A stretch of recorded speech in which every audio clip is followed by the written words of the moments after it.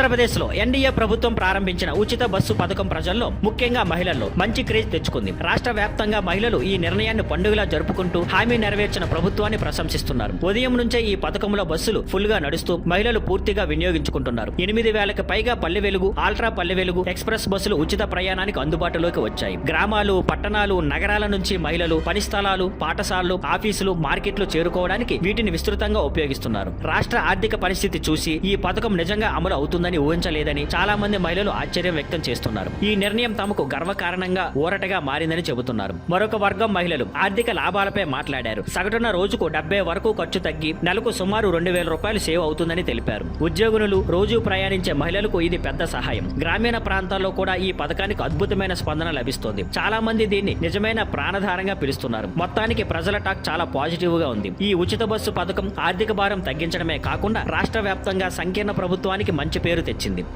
Thank you for watching. Please like, share and subscribe.